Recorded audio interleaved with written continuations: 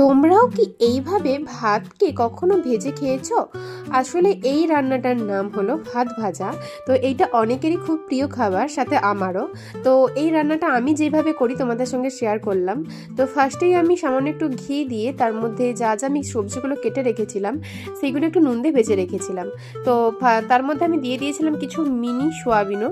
তো সেইগুলো দিয়ে ভালো করে সবজিটা ভেজে নিয়েছিলাম। তারপরে সেদ্ধ করে রাখা ভাতটা ওর মধ্যে দিয়ে আবার বেশ কিছুক্ষণ ধরে নাড়িয়ে নিয়েছিলাম। তবে গ্যাসের ফ্লেমটা আমি একটু কমেই রেখেছিলাম। তারপরে সামান্য একটু নুন দিয়ে আর ঘি দিয়ে আবার রাইসটা ভালো করে মিক্সড করে নিয়েছিলাম। এরপর আমি দিয়ে দিয়েছিলাম কিছুটা লঙ্কার গুঁড়ো, বিরিয়ানি মশলা দিয়ে তারপর রাইসটা আমি ভালো করে আবার মিক্সড করে নিয়েছিলাম। এরপর দিয়ে দিয়েছিলাম প্রায় 1 চামচের মতো একটু সোয়া সস দিলে টেস্টটা আরো বেশি দ্বিগুণ হয়ে যায়। তো শেষে আমি কিছুটা স্বাদ মতো নুন আর চিনি দিয়ে ব্যাস আরেকটু নাড়িয়ে নিয়েছিলাম। আমি ভাত ভাজাটা মিনি সোয়াবিনের তরকারি দিয়ে খেয়েছি, তোমরা যে কোনো রেসিপি দিয়ে খেতে পারো।